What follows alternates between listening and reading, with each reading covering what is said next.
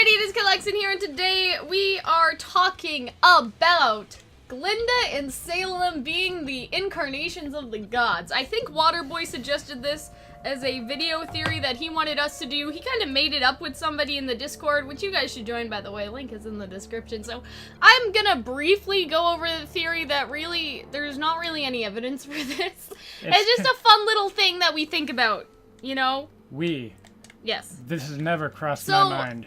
Wicked-wise and Wizard of Oz-wise, Glynda is the good witch, right? She is the Witch of the North, and RWBY is, you know, Glynda has this kind of famous line, I guess, in Wizard of Oz, which is, are you a good witch or a bad witch? Right? So she is the good witch, and RWBY is the bad witch. If you want to swing things like that in the Wizard of Oz canon. In Wicked, it gets a bit more murky about who's the actual good one and who is the bad one. But let's just use what they probably looked at, which is Wizard of Oz, and that is that Glynda is the Witch of Light. She has a big poofy, kind of pink, kind of white dress. You know, is very airy and like woo. Glynda kind of has a dark character design in RWBY, though. She has blonde hair and everything, which gives a kind of a feel of light, but her outfit is very dark. She has this kind of black, evilish cape. I don't want to say evilish. It's so small and dainty. How could that ever be evil? She has a crown as her symbol, and she also uses a whip to attack things. So there is some difference, and even in RWBY, Glynda has more of a snark to her. I'm guessing that's because her voice actor had that kind of personality. I don't remember her name anymore, the girl that got fired. Anyway. What was I talking about? Right. So you kind of see how Glynda is on the good side here, right? She's with Ozpin and everything. She also does some weird elemental magic that we've only seen maidens do, which they probably didn't think about much, like when they started RWBY, but maybe they did, I don't know, maybe she is a maiden, but anyway. I do actually really like this theory, because then Glynda contrasts a lot with Salem, who is dark. Her cape is dark. Her dress is dark. Despite being the palest individual on that show. She's white with red veins. She looks very much like Grimm. We know she's kind of the evil one, like destroying shit. So, like, you know, I feel that. I could see how she could be the incarnation of the dark wizard. The dark god. We talked about the gods last week in a different video. We talked about how, I guess, have the gods abandoned Remnant. But I feel like this would be a good compromise. The gods aren't alive anymore, but they've sort of passed down themselves into whoever they believe is most fit, I guess. And so that would be Glynda and Salem in this case. And that, again, this also fits with the Wicked contrast, because RWBY does use some dark magic, I guess you could call it, some earth magic, which is considered dark magic in Oz, I guess. And RWBY is actually sort of the chosen one, I guess, in Wicked. She is, like, she's able to read words from Earth because she's half Earthian and half, like, whatever the fuck. And, she's kind of the chosen one who can read this book, right? It's a shame that we as humans, or beings that live on Earth, don't more casually refer to ourselves as Earthians. You know? You know what I mean? Like Cal, isn't it a lovely day to be an Earthian? And so for Salem, she is sort of otherworldly, right? She doesn't look quite human, but she also doesn't look not human, you know what I mean? She is both. Like, she's coexisting as something from another world and something from Remnant. Whereas RWBY, that is sort of the same, and so I feel like the otherworldly quality that Salem has would be good if they decided to make her a incarnation almost of the dark god trying to get back at his brother. And it would be interesting if the gods were first brothers and then they sort of reincarnated into these two powerful women, right? I don't know if Glynda is necessarily the counterpart. The gods are transgender.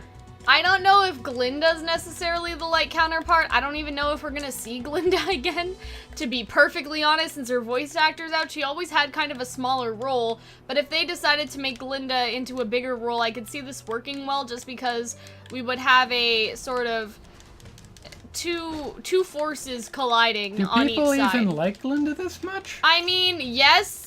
People were very upset when they heard that her voice actor was fired, because they thought she wasn't coming back. There were a lot of posts on Tumblr about worrying about Glynda for some reason. I don't dislike Glynda, but I'm also not like, I don't love her. She's okay.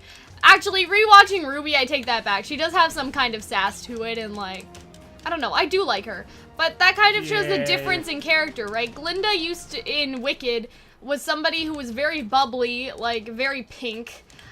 Same as with Wizard of Oz. She wasn't bubbly per se, but she was very kind of graceful and pink and regal and pink. Like, her whole dress was pink, her crown was pink. Like, it was all pink, you guys. Like, you don't understand. Whoops. Also, Hunter's playing the game, by the way.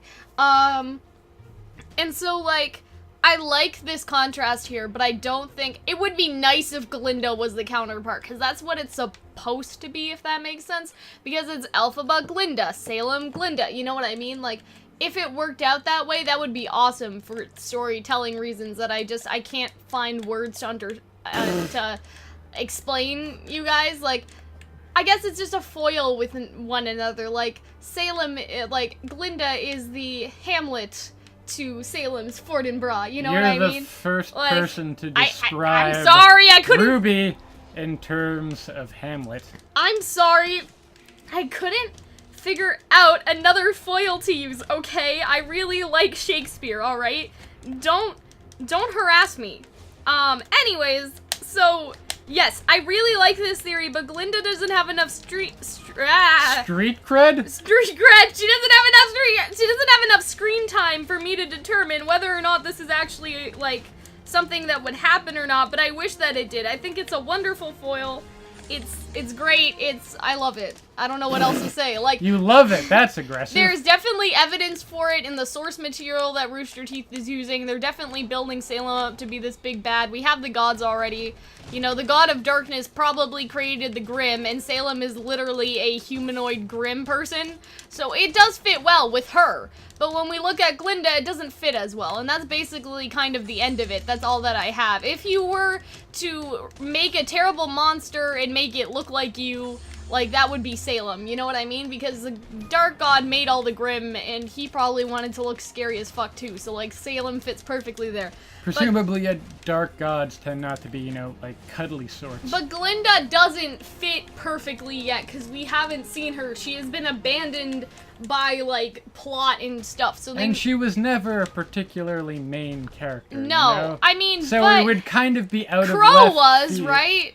What? And he was related to RWBY, so that makes sense. But Crow and Ironwood, like, the rest of the Wizard of Oz characters were important, right? But somehow Glynda got shoved. Glynda is, I apologize, a secretary. She's not! She's a teacher! Or something. I don't even know. What is she? She's just kind of hanging around Ozpin. Okay. Like a tumorous explosion.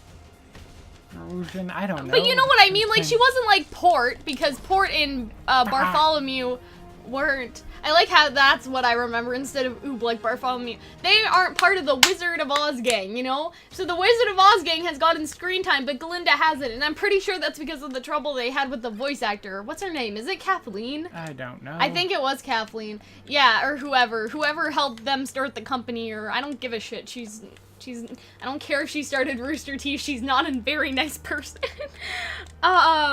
Anyway, my point is that I think that maybe Glynda had more importance, and then because they had trouble with the voice actor, they abandoned her for a while, and now they are going to probably fix it someday. But she never even really had importance when she was on this show either. I mean, she was built up a little bit. You know, she was the first person that RWBY interacted with, right? She took down Cinder. You know, they built her up to kind of be very powerful. Glynda took down Cinder? Yeah!